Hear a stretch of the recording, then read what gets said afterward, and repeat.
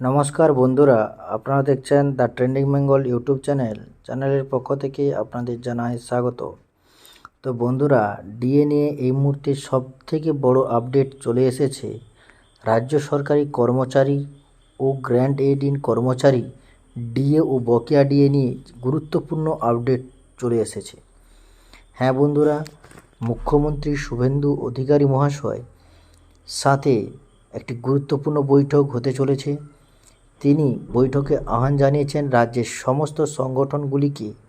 তো কী সেই update DA ও বকেয়া ডিএ সংক্রান্ত, সেটি আমরা দেখে নিই। আগামী 30/5/2026 তারিখে, অর্থাৎ এই মাসের ঠিক লাস্টে, ডিএ মামলাকারী সমস্ত সংগঠন প্রতিনিধিদের সাথে মাননীয় মুখ্যমন্ত্রীর বৈঠক হবে নবান্নে। অবশেষে ডিএ নিয়ে নবান্নে বৈঠকে সিদ্ধান্ত নিল মুখ্যমন্ত্রী। সেই সমস্ত সংগঠনগুলির কথা বলা হচ্ছে যারা মূলত ডিএ মামলার সাথে জড়িত। অর্থাৎ বলাই যাচ্ছে যে বকেয়া ডিএ সংক্রান্ত সুপ্রিম কোর্টে যে নির্দেশ দিয়েছিল তা কার্যকর করতেই এই বৈঠক। বিগত সরকার কিছুটা কার্যকর করলেও বহু ক্ষেত্রে কার্যকর না করা, টাকা কম দেওয়া, বিভিন্ন প্রবলেম দেখা যাচ্ছিল। সেই সমস্ত বিষয় নিয়ে মুখ্যমন্ত্রী মূলত বৈঠক ডেকেছেন, যেখানে থাকতে চলেছে ডিএ মামলার সাথে জড়িত সমস্ত সংগঠন ও তার প্রতিনিধিরা, যেমন সংগ্রামী যৌথ মঞ্চ, ইউনিটি ফ্রন্ট, সরকারি কর্মচারী পরিষদ, এছাড়াও অন্যান্যরা। এই বৈঠকটি হতে চলেছে 30/5/2025, অর্থাৎ এই মাসের ঠিক লাস্ট উইকে। এই সংক্রান্ত আপডেট দিয়েছেন সংগ্রামী যৌথ মঞ্চের আহ্বায়ক ভাস্কর ঘোষ মহাশয়।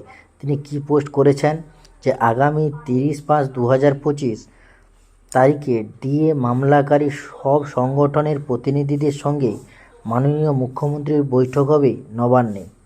তো বন্ধুরা, ডিএ নিয়ে এই মুহূর্তে বড় আপডেট উঠে এলো রাজ্যের মুখ্যমন্ত্রীর তরফ থেকে। তো রাজ্যের সমস্ত কর্মচারী সংগঠন ও ছাড়াও তাদের সমস্ত কর্মচারীরা খুব আশাবাদী হয়ে আছেন যে ওই বৈঠকে কিছু হলেও ডিএ তারা পেতে চলেছে। বিশেষ করে যারা গ্র্যান্ট এইড ইন এর যে সমস্ত কর্মচারী রয়েছেন, তাদের বকেয়া ডিএ ও ডিএ সংক্রান্ত যে বিষয়টি, সেটাও এই বৈঠকে আলোচনা হতে পারে। তো বন্ধুরা, আপনাদের জন্য একটি খুশির খবর হতে চলেছে 30 তারিখ। তো সেখানে সবার নজর থাকবে যে ডিএ সংক্রান্ত কি আপডেট উঠে আসে। তো ডিএ সংক্রান্ত যাবতীয় আপডেট পেতে অবশ্যই আমাদের চ্যানেলটি সাবস্ক্রাইব করে দিন এবং বেল আইকন প্রেস করে নোটিফিকেশান অন করে দিন। ধন্যবাদ।